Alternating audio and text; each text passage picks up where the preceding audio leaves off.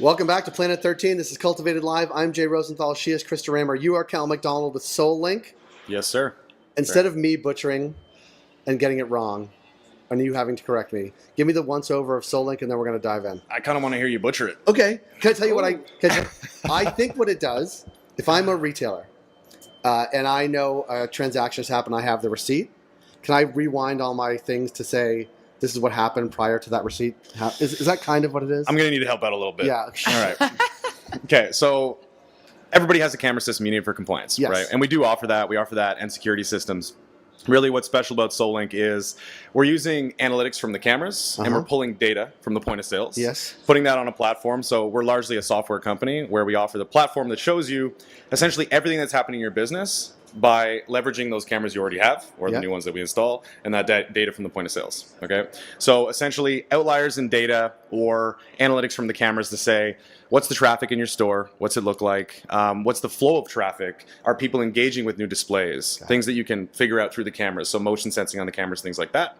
And then through the point of sales, we're pulling in all the data to show you outliers to say, who's discounting the most? Which employees are doing the best job with upselling? How can I learn more about that behavior to replicate that among my other employees? So how can we pull in as much information as possible to give owners, operators, a really clear view of what's happening within their store so they can build up their bottom line? That's exactly what I said, Cal. Pretty close, but just added a little nuance. Little nuance. You know? Yeah. A couple extra steps. A couple extra steps. Yeah. It's advanced retail. I mean, it's like if you are doing these things, you get it. Yeah, we work with retail organizations, we work with restaurants, and we have about 1,000 clients in cannabis as well. So the majority of the time, I mean, there's so many different use cases, but generally it's how can we spot things early on so they don't continue to cause issues in the business over time. That, along with the time savings of we have to go into our point of sales, we have to go into our camera system to verify what happened in a particular moment, whether that's having to do with inventory discrepancies where we're looking at our inventory to say, okay, we know that someone grabbed this product at some point. How can we speed up the process of finding out what happened there? Or we know that a particular product went across the cash at a certain time because of the point of sales. How do we speed up the process of figuring out what happened in those moments so I can spend my time on things that are, higher value to the business? Or you get a charge back and you want to do the investigation. 100%. That's a very applicable use of your technology. Definitely. We have that happen a lot. And that relates to delivery, for example, right? Where someone says, hey, I didn't get something within my order that, I expected to get. You can just hop on your phone, hop on your computer, and within a couple seconds, look up that result, look up that receipt, pull it up, and you can see exactly what was put into that bag in that moment to say, well, I know that it at least ended up in the bag that was delivered to you, or it wasn't. And you can quickly rectify that with the customer.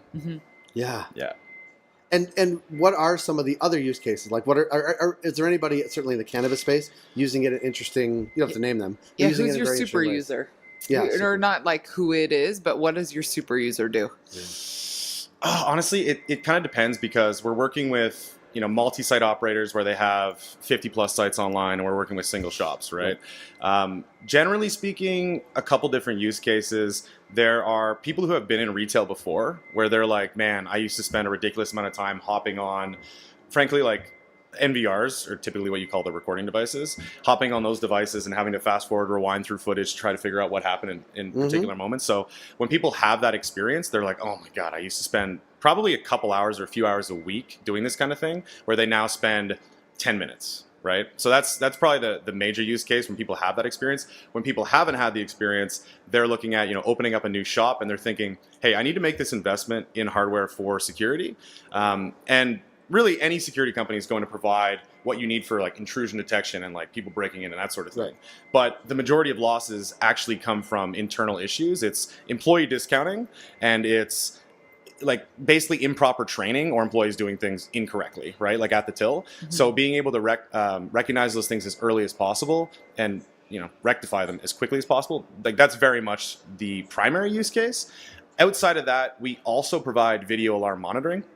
So kind of in a similar vein, because we use the cameras for motion sensing to provide like insights into the business. So how many people are coming through the door? How busy are certain areas of the business? Are people hanging out in the back office? I want to be notified if that's happening on a regular basis. We use the same technology plus a few algorithms to identify people trying to get in the business after hours. Okay, so long story short, traditional alarm system, drawback of a traditional alarm system like motion sensors on windows and doors and within the retail space is there's no verification of what's actually happening on site. So like an alert goes off, nobody knows what happened, and the actual stats are about 98% of those alerts are false alerts from like a traditional alarm system. We're not the only ones who do video alarm, but it is something that we do. So because we see the camera system and it's more or less a change in pixels, notifies our monitoring station that there's something going on at the business. So we can see in basically real time what's happening at the shop, contact the police and say, I can see what's happening, I can verify 100%, I can actually send you a short clip of what's happening on site, so that their response time is vastly increased because they're like, oh, we can actually catch these guys in the act. We know what's happening. It's not just an alert that False has alarm. no context. Yeah. Right? So our alarms are actually a big part of what we offer, and some people use this not exclusively, but largely for that portion as well. Yeah. And were you in this space before cannabis? Yes. So we started in retail. Fast food restaurants was actually the first place we worked. So it was really in fast food. I'm not an expert in that space, but it comes down to, that revenue per transaction, like making sure you can maximize your dollar on every transaction. It's a ridiculously competitive industry, right? Similar to cannabis. So how can we use our existing infrastructure? So something that Solink does is we can plug into existing systems. So people have cameras in place. We can take our device, plug it into that existing system, and then we're essentially using our software to make your cameras more useful and more intelligent. So because we started in that retail space, they got their drive-thrus, which are coming more and more into cannabis as well. A lot of employees, a lot of transactions, and it's, we need better insight. It's like, you're going to make a certain amount over a day, over a month. How can we maximize that? And we started that in the restaurant space. We moved more into retail. We're working with quite large retailers as well. But then in cannabis, you have that compliance piece on top of, all the normal retail things, right? So we satisfy that across all states. And then, take it a step further by giving you that loss prevention, or really it's a little bit of a broad term, but like just sort of a business optimization tool, more or less. Yeah. This is right up Krista's alley. I get so excited. Okay, here we go. Because I think future state of being able to leverage this, and why I was asking about your super users is because I'm like, you have a full ability to better understand how displays are working in store and the impact of those displays.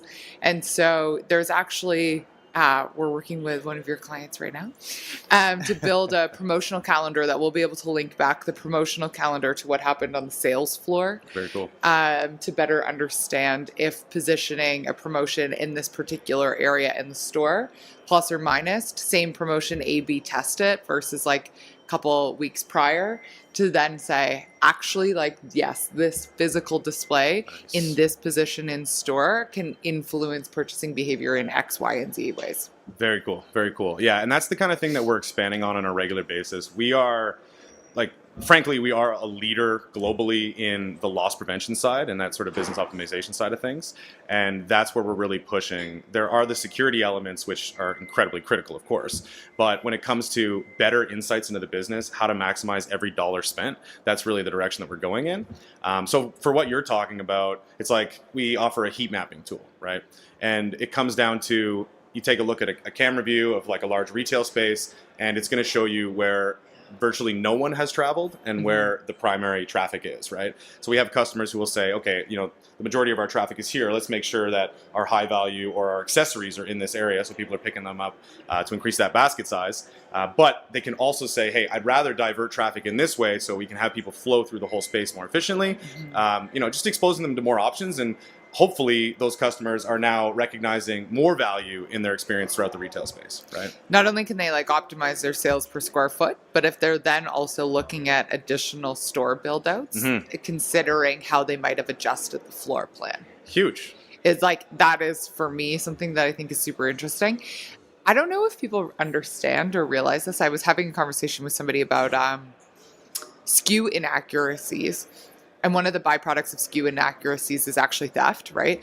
Do you have any fun stats about what loss prevention actually looks like in cannabis stores? Because I think that the perception is that there isn't that much loss. We're so highly regulated, we report inventory. But I'm like, that is absolutely not how we see the inventory reports. Yeah, I mean, it varies substantially, right? Mhm. So we work a few people on our team. They used to manage stores and own stores. So I'll speak from that experience. So it's pretty direct. Basically, a shop with around 100 transactions per day, which is a smaller shop, a little bit of a lower number of transactions. I know firsthand they're experiencing around a loss of about 10 products per week that just kind of vanish into thin air, right? Yeah. And then as the employees were simply made aware that, hey, look at this super neat system we have in place that tracks virtually everything, that number went down to, well, it dropped by about 70% kind of overnight, right? So in terms of like overall industry stats, it's really hard to say because they're going to average everything out, and some places are doing 500 transactions a day, super busy, 30, 40, 50 employees, or way more than that. And then you have your single mom and pop shops, right? Hard to average it out, but with a tool like this in place, I mean, it's likely that you can reduce those internal losses. I mean, in terms of theft, that's like, I don't want to say like 50% loss because I don't want to put my name on that and say like that's necessarily going to happen because it'll vary across sites. But there is that loss piece, and then frankly there's the employee training and just them making mistakes. I was right? going to say it's SKU accuracy. Yeah. Like, and what, now I'm going to get nerdy, but the COGS That price. ship has sailed. The I appreciate COGS it. price associated with different products will create a loss. Yeah. So let's hypothetically say that I give a pre-roll when I should have gave an infused joint. Exactly. The COGS associated with the two products is different, and it will create a financial loss if I've given the wrong product to the wrong customer, outside of it being a compliance issue. Compliance issue number one, inventory issue number two, but actually it's also a financial reporting issue later on. Definitely. And the sooner that you can catch that kind of thing, right? Yeah. Yeah. And make it a part of training. So just an idea of tools that you can use to sort that stuff out quickly.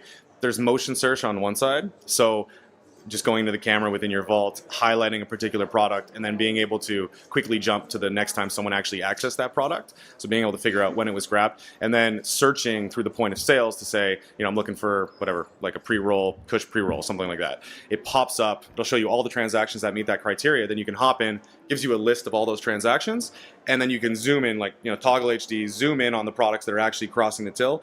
And a lot of people recognize that certain products look very similar. So they might say, I know that this is a very similar product to this. I'll actually look up when those products were sold, do a quick audit of when those crossed the counter, and to see, is that what's happening, right? So. Oh my God. So detailed. I mean, that was an excellent, also just explanation of your user experience. Like, I've never heard of somebody describe their UX on a digital platform so clearly. Yeah, So without an actual graphic. Why, thank Yes. Oh, it's Yeah. great. I do it quite frequently. You do it well.